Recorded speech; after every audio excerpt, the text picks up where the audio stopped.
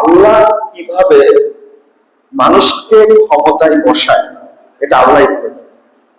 Doctor Yunus সাহেব কিন্তু একদিন আগেও জানতেন না যে আমাকে সরকার প্রধান করা হবে। 2 নম্বর, তার আগে ফখরুদ্দিন আহমদ তিনি কখনো স্বপ্ন দেখতেন যে আমি সরকার প্রধান হব? আরো স্পষ্ট, এই যে ছাত্র 2 জন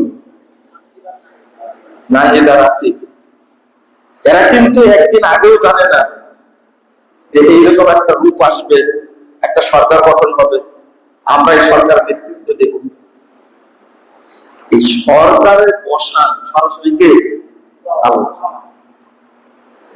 তো এখানে এই রূপটাই ধরেন, আজকে ধরে নিলাম ডক্টর ইউনূস সাহেব রাষ্ট্রপ্রধান, তিনি এখন যারা যোগ্য ব্যক্তি তাদেরকে নিয়ে মন্ত্রী পরিষদ গঠন করবেন। এর আগে ফুল মন্ত্রী ছিলেন কতজন মনে আছে আপনাদের? 27 জনের মতো। এখন যে আসছে উপদেষ্টারা কয়জন আছে এখানে? 21 জন। এখন 21 জন ফুল মন্ত্রী, মন্ত্রী, প্রতিমন্ত্রী, উপমন্ত্রী দিয়ে 63 জন। এখন যদি এই পরিষদটাই বাড়ানো যায়, এই পরিষদটা যদি বাড়ানো যায়, কিভাবে বাড়াবেন? যোগ্য ব্যক্তি কে? এই যে আমরা মুখে বলি একটা কথা, জাতীয় সরকার গঠন করব, তাই না? জাতীয় সরকারটা কি? এই জাতীয় সরকারটাই হলো ইসলামী সরকার রূপটা। এই আন্দোলনের সময় বিএনপি জাতীয় সরকার গঠন করার জন্য একটা অ্যাপ্লাই করলো যে কোন কোন দল একমত পোষণ করবেন, সবাই কিন্তু করছে। এখন দেখেন কি হয়েছে, এখন হয়েছে এরা সবাই আলাদা। জামাত ইসলাম বলতেছে আমরা আলাদা, বিএনপি বলছে কি আমরা আলাদা।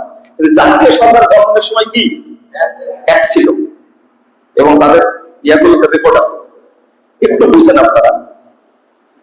এখন সবাইকে নিয়ে মনে করেন মির্জা ফখরুল ইসলাম সাহেব অভিজ্ঞ মানুষ, তাকে একটা মন্ত্রণালয়ের দায়িত্ব দেন। অর্থনীতিবিদ একজন হিন্দু, দেবপ্রিয় ভট্টাচার্য, অনেক অভিজ্ঞ মানুষ, হিন্দু হোক, তাকে অর্থমন্ত্রীর দায়িত্ব দেন। কথা কি বুঝলেন আপনারা? তারপর যে যে বিষয়ে অভিজ্ঞ, আমরা যেহেতু 21 জন মানুষ অভিজ্ঞ বের করতে পারছি, তা আমরা আর 20 জন মানুষ বের করতে পারবে না?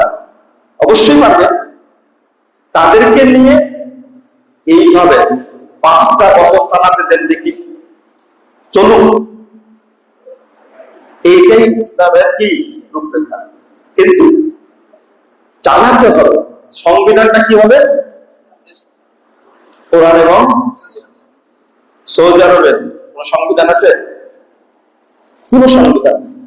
কুয়েতে কোন সংবিধান আছে? সংবিধানটাই হলো কোরআন এবং সুন্নাহ। বিচার করতে নির্দেশ দিয়ে দিবে, একদিনে বাংলাদেশ যেতে হয়ে যাবে, কোন দল থাকবে না, কোন দল থাকবে না। কিন্তু আপনারা মেনে নেবেন এটা? পার্টি নেতাও মেনে নেবে না, না আমার দল ক্ষমতায় থাকবে, তাড়াতাড়ি নির্বাচন দেবে, তাই না?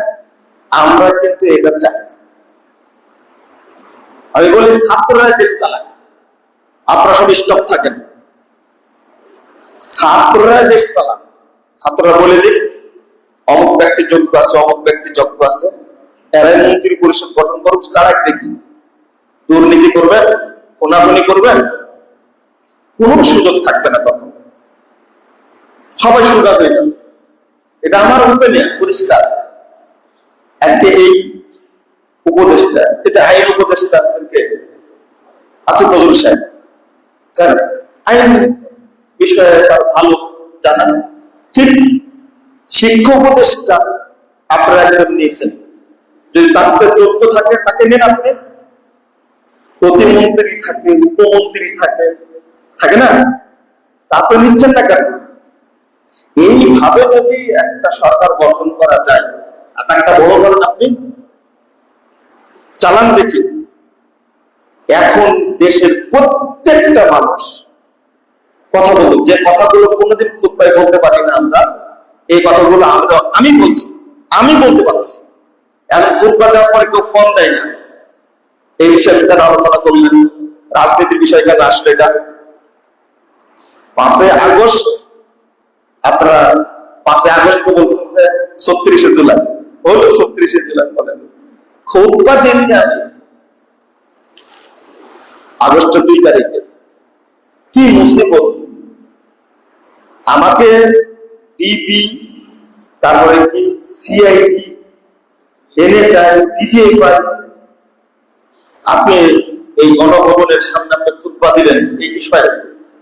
আমি বললাম যে আমার ব্যাকগ্রাউন্ড কি সেটা দেখে নাকি, ফালতু বিষয় নিয়ে কথা বলেন না।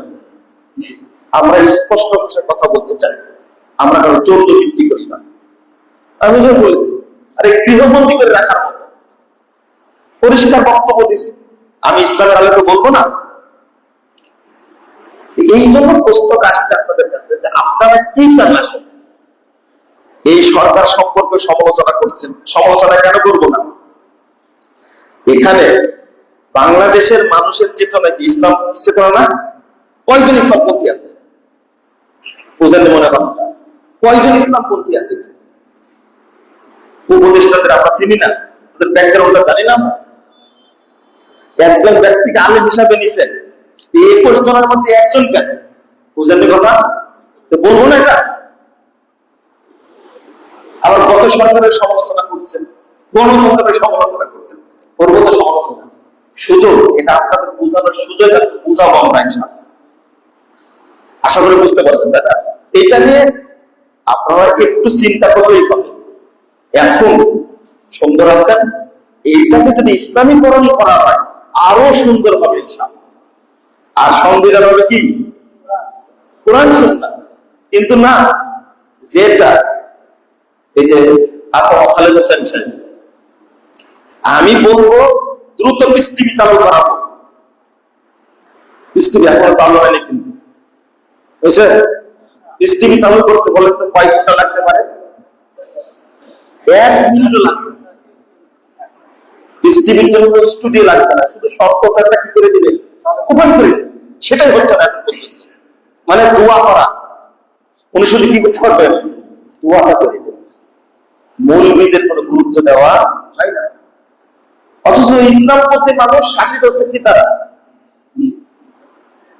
শাসিত, এটা তো বলার তো সুযোগ আছে, কেন করে দেবেন না এটা? আর ইসলামী দলগুলোর মধ্যে যে রেশারেশি গুতাগুতি মারা হয়, এক একজন এক একটা, সবাই বলি মক্কা আমাদের কেবলা, সবাই বলি আল্লাহ আমাদের রবকে আল্লাহ, সবাই বলি আমাদের পিতাকে আদম। এটা বলতে পারেন না কেন? আমার দায়িত্ব হলো কোরআন হাদিস মেনে যাও।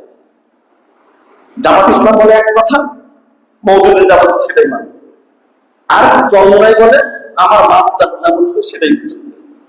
হেফাজত বলে না, দেওবন্দ যেটা বলছে ওটাই চলবে। আর আহলে হাদিসরা বলে কারো কথা না, কোরআন এবং সুন্নাতে যেটা সেটা চলবে। কথা পরিষ্কার হয়েছে? এই জন্য আমরা বলি কোরআন এবং সুন্নাহর ভিত্তিতে দেশ চলবে। আর ফ্রেমটা এটাই, দায়িত্বের 5 বছর চালাক। আমরা দেখি দেশের জনগণ কে দুর্নীতি করে, দেখি কে আইন মানবে না, দেখি। বুঝতে পারেন না কথা? 3-4 দিন ছাত্ররা দেশ চালাচ্ছে না, কি ডিসিপ্লিন ছিল না সেই সময়? ওই রোডে তো জ্যাম ছিল না, 1 টাকা ঘুষ খেতে পারেনি, পুলিশ ঘুষ খায়, আনসার ঘুষ খায়, তারপরে কি বলে সিকিউরিটি সব ঘুষ করে, হাজার হাজার কোটি টাকা ইনকাম করেছে। 5 বছর দেড় টাইম কি বিরোধী দলকে ধরল, এই 5 বছর কিচ্ছু থাকবে না, দেখবেন সব ঠিক মতো চলবে। আজকে এয়ারপোর্টের দৃশ্য চেঞ্জ হয়ে গেছে। কেন চেঞ্জ হবে দৃশ্যটা? পরিষ্কার। এখন ঘুষ দিয়ে কাজ করার কোন সুযোগ নাই, বৈধ যেটা সেটাই হবে। আল্লাহ যেন আমাদের বুঝার তৌফিক দান করেন।